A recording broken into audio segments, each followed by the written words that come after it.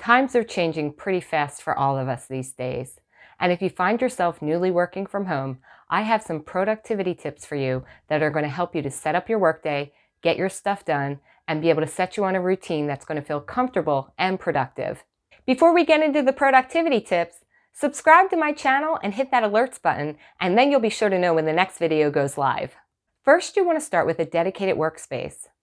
So whether that means you have a home office, or merely a table that you've designated as your work table, it's important that you have an area that you know when you sit down in that area, you're going to be there for work. It will also help to have all of the items that you need to be readily available right within that workspace, so you don't find yourself getting up and getting distracted throughout the day. Now remember, this could be a temporary situation for you, or maybe a little bit longer term than you hoped. But don't feel the need to load up on office supplies and other things that are just going to get in the way and cost you money that you don't need to spend. Only have what you need for your job at this point. Okay, you have a lot on your plate right now, so it's important you set up a routine.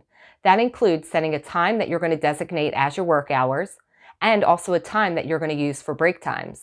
Your routine may also include things that you have to do for your family, and also for your self-care, which includes exercising, meditation, and things that are just going to make your body feel good before you need to put your mind to work. I like to start by writing out a daily schedule. I usually do this at the end of my workday the previous day, just so I know what I need to start addressing the next day. Not only does it save you time, but it starts putting you in the correct mind space that you need to in order to address the task of that day. Again, we want to minimize distractions and procrastination as much as possible. Now, if you've been on my channel before, you know I'm a social media strategist, but I'm going to tell you the truth. Unless your job is related to social media, stay off social media while you're trying to get your work done at home.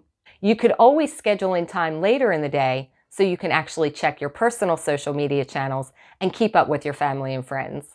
One of the very important parts of setting a routine that most people overlook is to schedule in the time that you're actually going to be physically sitting down at your workspace and doing the work that you need to do. And then also scheduling time that you're going to get up and do something else. I like to use 50 minutes with 10 minutes of a break. So that means I will physically be sitting in front of my computer for 50 minutes.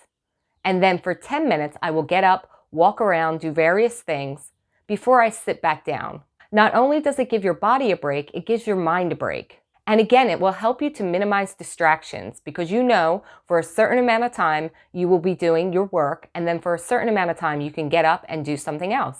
Hey, get up and do some jumping jacks if you need to wake yourself up. It's also not a bad idea to actually schedule in some lunchtime for yourself.